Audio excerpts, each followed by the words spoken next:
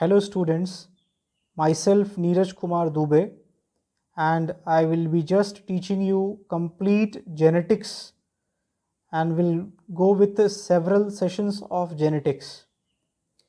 Before that, I want to tell you about basics of genetics.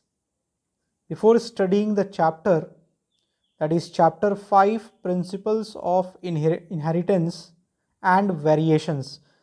Friends, this is chapter 5 in NCERT, but we will just take this chapter into several sessions. Okay, so today I will be telling you about basics of genetics. Friends, as the chapter is principles of inheritance and variations. Now if I talk about inheritance, this term over here, this inheritance means it is the process. This inheritance is the process of transmission. Okay, it is a process of transmission. Now in this process, what is transmitted? What is transmitted? The process of transmission of characters. What is transmitted? Characters are transmitted. Okay friends, these characters which are transmitted means that they go from one generation to another generation. Okay, from one generation to another generation. This is what the meaning of inheritance is. That is, process of transmission, characters is transmitted, and it is one generation after the other generation. Okay friends, then we have another term that is called as variation. So friends, whenever we talk about this principles of inheritance, and whenever we talk about that the what is transmitted, that is the characters, when we have to talk about variations, friends, this variation which we have to talk about, now what is this variation? Friends, this variation means differences. Okay, this variation means differences. Variation का मतलब differences होता है. ठीक है, ये कौन से differences हैं? ये डिफरेंसेस होते हैं स्पीशीज के अपने ही मेंबर्स में. Differences between the members of species. Okay, species.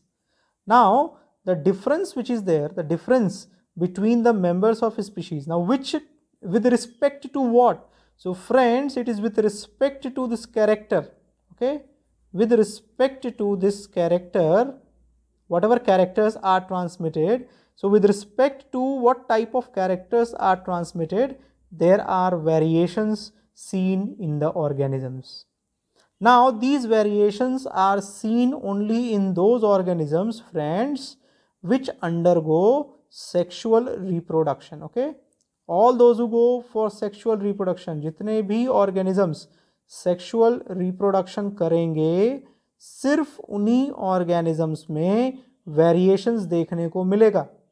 जो भी organisms asexual mode of reproduction करेंगे, asexual मोड में जितने भी ऑर्गेनिजम्स होंगे फ्रेंड्स, ये एसेक्सुअल मोड में जितने भी ऑर्गेनिजम्स एसेक्सुअल मोड से रिप्रोडक्शन करेंगे, उनमें कोई भी वेरिएशन नहीं होगा.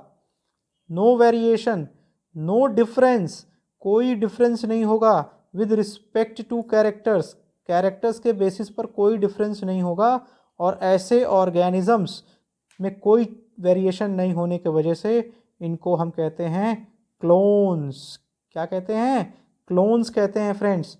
और ये जो क्लोन्स होते हैं, ये जो क्लोन्स हैं, ये क्लोन्स फ्रेंड्स, ये मॉर्फोलॉजिकली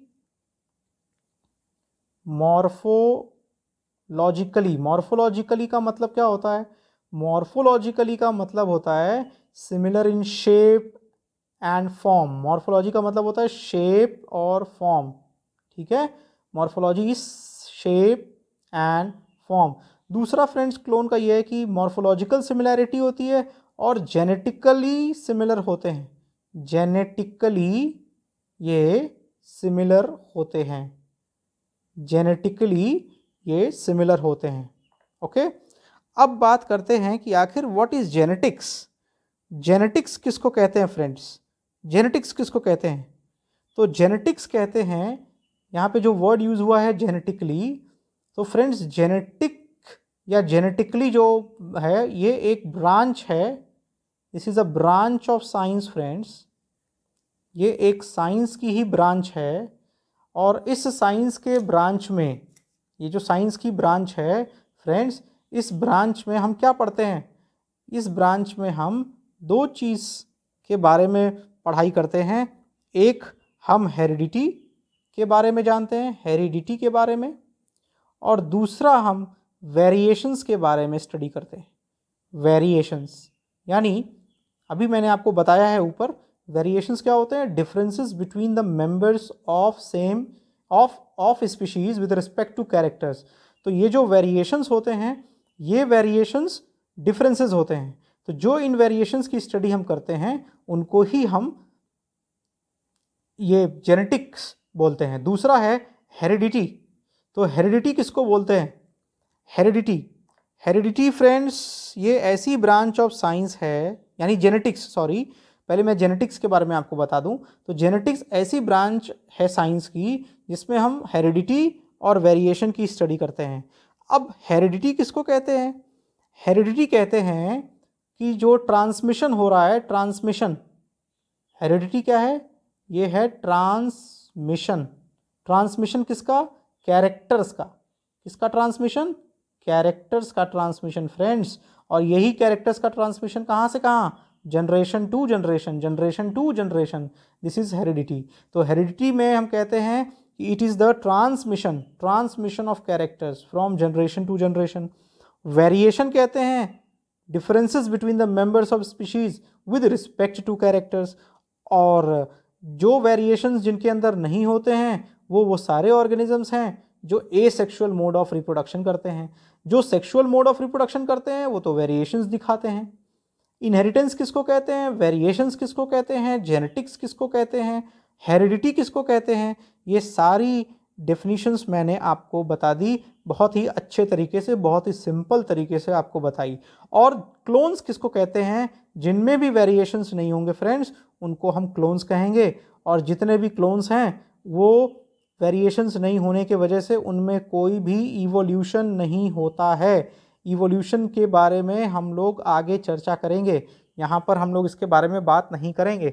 इवोल्यूशन एक तरह का एडेप्टिव फीचर डेवलप होना, एक एडेप्टिव फीचर जब ऑर्गेनिज्म के अंदर डेवलप होता है जिसके वजह से वो बहुत ही अच्छे तरीके से अपने इन्वायरमेंट में सर्वाइव कर सके उन वेरिएशंस के वजह से। तो वेरिएशंस यहाँ पर एक तरह के एडेप्टेशंस हैं। तो जिनको ये वेरिएशंस मिलते हैं, यानी जिनको ये एडेप्टेशंस मिलते हैं, उनके अंदर बोला जाता है कि क्या होगा? इवोल्यूशन होगा। तो जितने भी सेक्सुअल रिप्रोड्यूसिंग ऑर्गेनिजम्स होंगे फ्रेंड्स, जितने भी सेक्सुअल रिप्रोड्यूसिंग ऑर्गेनिजम्स होंगे वो इवोल्यूशन शो करेंगे। उनमें इवोल्यूशन क्या होगा? उनमें इवोल्यूशन प्रेजेंट होगा, उनमें इवोल्यूशन प्रेजेंट होगा फ्रेंड्स। ओके, अब अगर हम बात करें कि जो ये जेनेटिक्स है, और इस टर्म को थोड़ा सा हम लोग हिस्टोरिकल बैकग्राउंड के तरफ भी बढ़ें, तो ये जो जेनेटिक्स का टर्म है, ये जो टर्म है फ्रेंड्स, ये टर्म किसने दिया था? फ्रेंड्स ये टर्म दिया था बेटसन ने। बेटसन ने जेनेटिक्स टर्म क्वाइन किया था। ओके, और फादर ऑफ जेनेटिक्स किसको कहते हैं?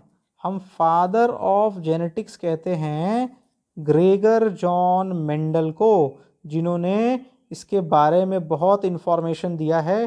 तो इनको हम सर की उपाधि से नाम लेते हैं, sir Gregor John Mendel. Okay friends, तो मेंडलिज्म आने के पहले फ्रेंड्स एक प्री मेंडलिज्म पे बहुत सारा डिस्कशन चला। प्री मेंडलिज्म पे बहुत डिस्कशन हुआ। ओके फ्रेंड्स, प्री मेंडलिज्म क्या था? तो प्री मेंडलिज्म को देखने के लिए हमको 2-3 थ्योरीज को समझना पड़ेगा और देखना पड़ेगा। तो पहली थ्योरी अगर हम देखें तो पहली थ्योरी जो थी फ्रेंड्स वो थी, थोड़ा सा मैं इसको ऊपर कर लूँ ताकि आपको और आसानी से चीज़ें क्लियर हो सकें। तो प्री मेंडलिज्म में चीज़ें क्या क्या थी फ्रेंड्स? प्री मेंडलिज्म में थी फ्रेंड्स, दिया गया था, एक थ्योरी दी गई थी जिसको पाइथागोरस ने दिया था। पाइथागोरस, ये आप बहुत इम्पॉर्टेंट नहीं है, लेकिन चूंकि हम चैप्टर पढ़ रहे हैं इसलिए हमें हिस्ट्री भी थोड़ी पता होनी चाहिए। तो पाइथागोरस ने एक कुछ थ्योरी दी थी प्री मेंडलिज्म के समय, यानी मेंडल के पहले इन लोगों ने बात किया था।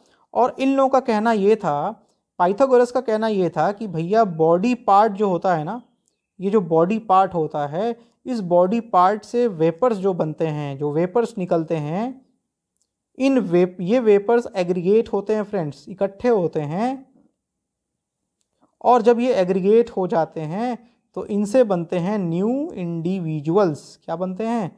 न्यू इंडिविजुअल्स बनते हैं। तो ये पाइथागोरस जी की थ्योरी थी। अगर आपसे मैं अभी पूछूं कि ये थ्योरी आपको कैसी लगी, तो आप कहेंगे सर इसमें तो कोई भी साइंटिफिक रीज़न समझ में नहीं आ रहा है कि वेपर निकला, एग्रीगेट हुआ और न्यू इंडिविजुअल्स बन गए। और इस थ्योरी को उन्होंने नाम दिया था मॉइस्ट थ्योरी। ये जो थ्योरी थी, इसी थ्योरी को उन्होंने कहा था moist theory. So this is moist theory, moist theory given by Pythagoras. Pythagoras ने मॉइस्ट थ्योरी यानी moist vapour theory, sorry moist vapour theory आप इसको कहिए, मॉइस्ट वेपर थ्योरी। इसके बाद आए नेक्स्ट जो है वो एरिस्टोटल। भाई एरिस्टोटल क्यों पीछे रहते? एरिस्टोटल ने तो बहुत सारा काम किया है, आप एरिस्टोटल को जानते भी होंगे, आपने पढ़ा होगा। तो एरिस्टोटल आए और एरिस्टोटल ने भी कुछ कहा। तो एरिस्टोटल ने कहा कि सब लोग गलत बोल रहे हैं, और एरिस्टोटल ने कहा कि भैया जो मेल, फीमेल और मेल दो जो हैं, इसमें जो फीमेल है इसका जो रिप्रोडक्टिव ब्लड है वो बहुत प्योर है, ठीक है, और इसका जो रिप्रोडक्टिव ब्लड है वो इम्प्योर है।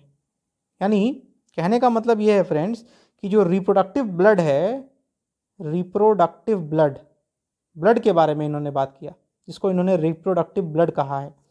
तो इनका कहना यह है कि फीमेल्स की जो रिप्रोडक्टिव ब्लड है वो क्या है? प्योर है, और जो मेल्स की रिप्रोडक्टिव ब्लड है वो क्या है? इम्प्योर है।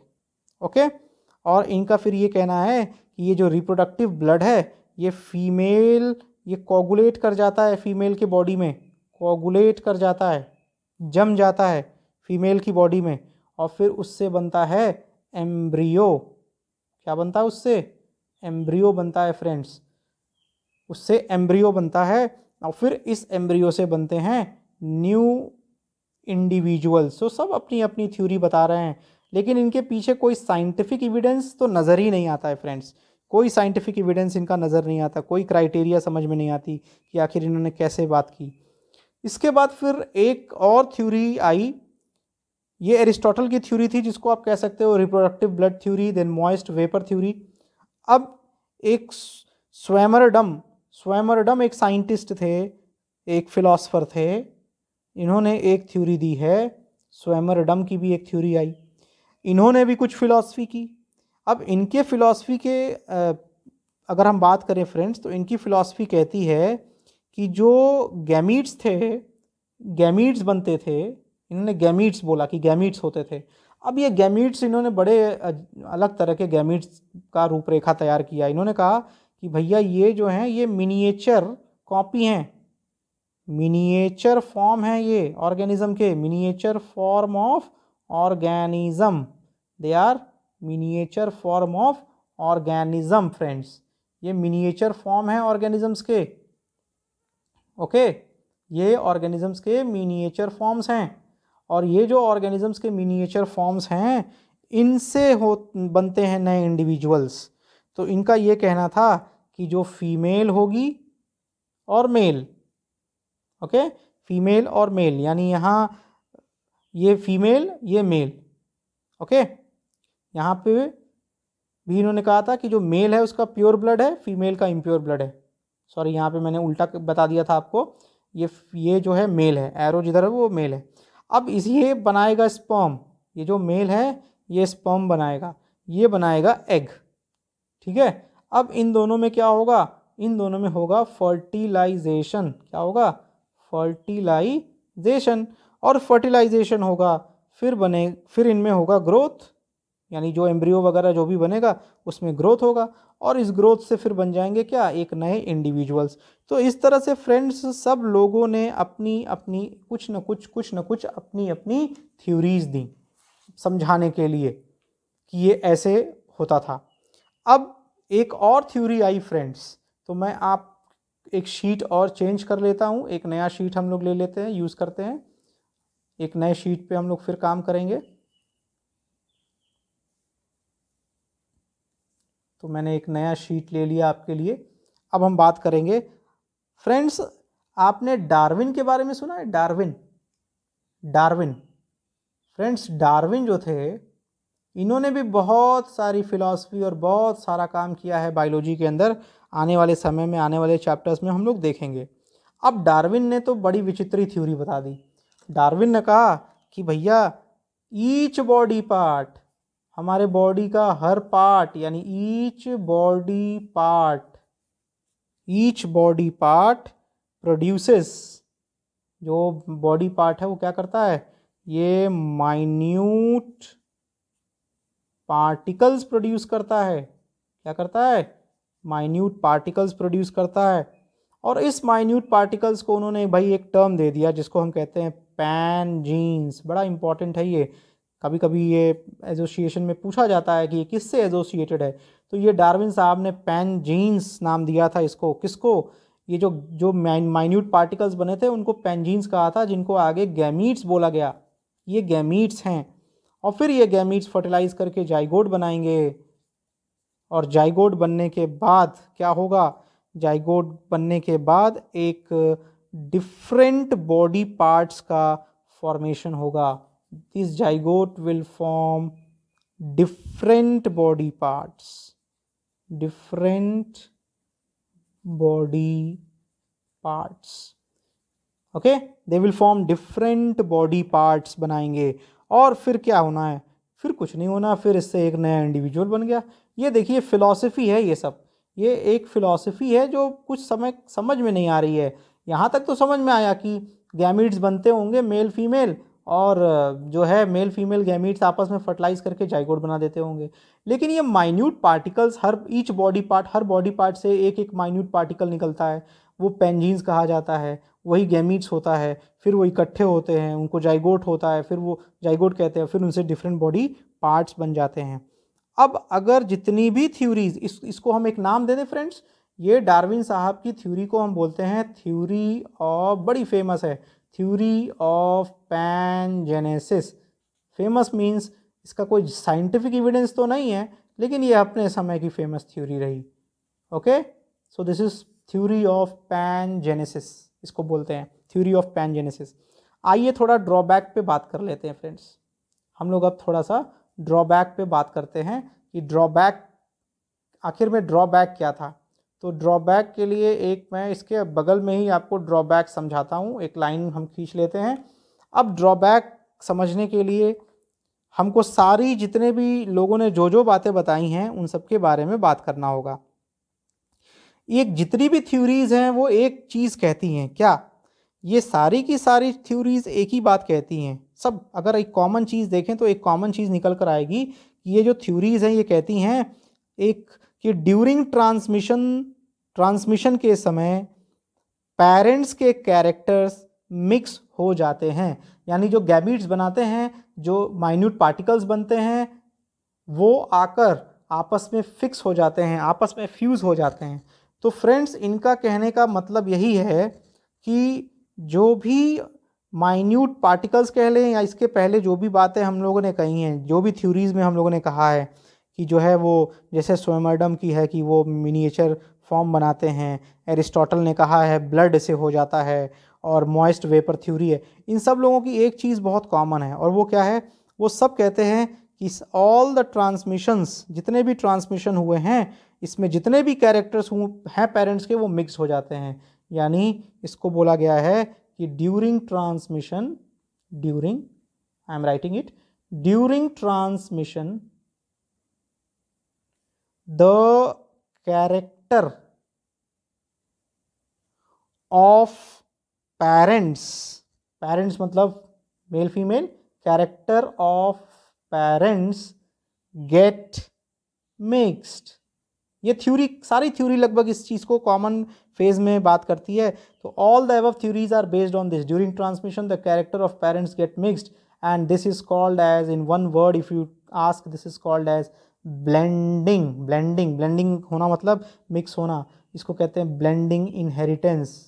ओके फ्रेंड्स, यानी पेरेंट्स, दोनों पेरेंट्स से जो भी कैरेक्टर्स आते हैं आपस में मिक्स हो जाते हैं, और मिक्स हो जाने के बाद ये एक कॉमन कैरेक्टर बन जाते हैं, और ये पहुंच जाते हैं कहाँ, ये पहुंच जाते हैं ऑर्गेनिज्म के अंदर, न्यू इंडिविजुअल के अंदर। अब जल्दी से ड्रॉबैक देख लेते हैं, ड्रॉबैक, ड्रॉबैक। तो ड्रॉबैक क्या था फ्रेंड्स? अब ड्रॉबैक समझने के लिए कुछ चीज़ें हमें समझनी होंगी। अब जैसे अगर हम बात करें कि एक बंदा है जो फेयर कलर का है, एक बंदा है वो डार्क कलर का है, मान लीजिए इन दोनों में जो फेयर और डार्क बंदे में मैरिज होती है, तो अब क्या होगा कि इनकी एक प्रोजनी बनेगी, और इस प्रोजनी को देखा गया कि वो इंटरमीडिएट कलर की हो गई। ठीक है, ना तो फेयर हुई ना तो डार्क हुई, इंटरमीडिएट प्रोजनी बन गई। क्या ये हमेशा होगा? क्या ऐसा हमेशा होगा? नहीं, नॉट ऑलवेज, जरूरी नहीं कि हमेशा ऐसा हो, क्योंकि इनका क्या कहना था, ये लोग कह रहे थे कि transmission of characters gate mixed, तो फेयर और डार्क मिक्स होकर इंटरमीडिएट बनेगा। लेकिन हमेशा ऐसा हो ऑफ स्प्रिंग, हमेशा ऑफ स्प्रिंग इंटरमीडिएट वाला बने, ऐसा नहीं है। ऐसा भी हो सकता है कि फेयर और डार्क पेरेंट्स हों तो उनके बच्चे फेयर हों या उनके बच्चे डार्क हों, इंटरमीडिएट भी हो सकते हैं। तो ये कुछ क्लियर नहीं है। दूसरा जो ड्रॉबैक निकल कर आया फ्रेंड्स, ये तो एक ड्रॉबैक हो गया। जो दूसरा ड्रॉबैक निकल कर आया, ये पहला ड्रॉबैक, दूसरा ड्रॉबैक जो निकल कर आया वो ये आया कि आइदर जो भी हैं इसमें वो या तो मेल हैं या फीमेल। ठीक है, यानी कि भाई जो ऑब्जेक्ट है, यानी जो भी ऑर्गेनिज्म है, या तो वो मेल होता है या तो वो फीमेल होता है। तो इसका मतलब ये कहना ये चाहते थे कि भैया यूनिसेक्सुअल ट्रेट होता है, यूनिसेक्सुअल ट्रेट होता है, मिक्स कैसे हो जाएगा? या तो कोई मेल है या तो कोई फीमेल होगा, मिक्स कैसे हो जाएगा कैरेक्टर्स? तो यूनिसेक्सुअल ट्रेट होता है। तो ये एक ड्रॉबैक थी इन लोगों की। तो फ्रेंड्स आज के लिए बस इतना ही, और आगे फिर मैं आपको लेकर चलूँगा बेसिक्स ऑफ जेनेटिक्स का सेशन 2। आज ये सिर्फ आपको एक इंट्रोडक्टरी पार्ट था, नेक्स्ट सेशन में हम फिर बात करेंगे। Okay, bye and thank you.